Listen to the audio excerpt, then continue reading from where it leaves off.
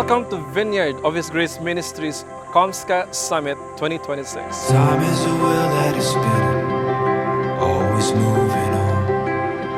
The moment Ngayon, mapalad po tayo na nandito na naman po tayo sa taunang Comska National Summit natin at nandito tayo sa Marikina. Ito po ang tinatawag nating DTI or Department of Trade and Industries ng National Capital Region, Marikina City. see little glimmers of heaven from the waves to mountains. Nagkaroon kami ng pagsubok sa aming pamilya noong yung aking manugang ay nagka-kidney failure siya. Ngayon hanggang sa kailangan niyang ma-kidney transplant. At muli akong lumapit sa Comska. Doon ko nakakita talaga na ang Comska ay parang family na handa silang tumulong na sa abot ng kanilang makakaya. Every single breath we get to take. Don't let Good morning po sa ating lahat. Ako po, natutunan ko sa Comska na talagang malaking tulong. Tulong para sa akin at sa pamilya ko. Kasi nung hindi pa ako nasa Comska, minsan lang ako magbakasyon sa probinsya. Ngayon po, dahil nasa Comska ako, taon-taon na po ako nakakapagbakasyon. everything we're looking for has been in our reach all along. Dumaan pa ako ng masusing training sa DTI. Kaya nung humawak na po ng business yung anak ko na siya ang nagmamanage ng manpower, alam ko na po na mag-manage nung sa entrepreneurship.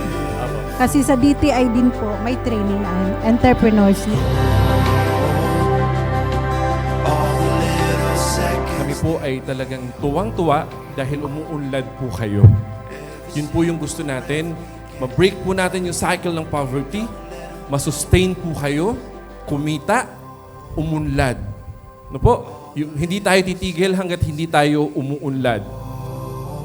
Good morning po sa inyong lahat. Handa na ba tayo for today?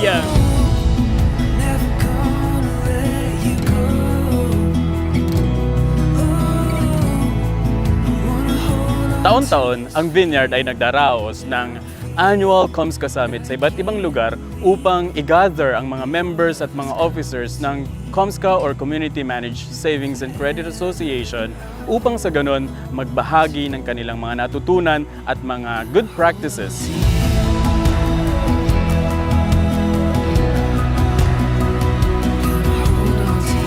Maging sustainable po tayo, no? And hindi lang kalayaan sa kahirapan, kalayaan din dun sa umaasa tayo, no? Lumalapit tayo sa mga politiko, no? Pagka tayo ay sustainable tayo, hindi natin kailangan yon na tayo para nagmamakaawa, no?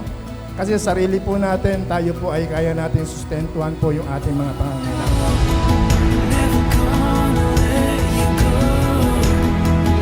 Siguraduhin na ma-achieve po natin ay yung tinatawag ng sustainable community development. No? So, ibig sabihin, yung pag-unlad ng kanya-kanya nating komunidad, pero yung pag-unlad na yon dapat hindi siya one time. So, dapat mapapanatili natin siya tuloy-tuloy siya. Thank you, Comska, for this opportunity. I hope na marami pang kabataan na kagaya ko ang matulungan ninyo. We would like to thank you for all your support, generosity, and being a part of Vineyard Comska Summit. Vineyard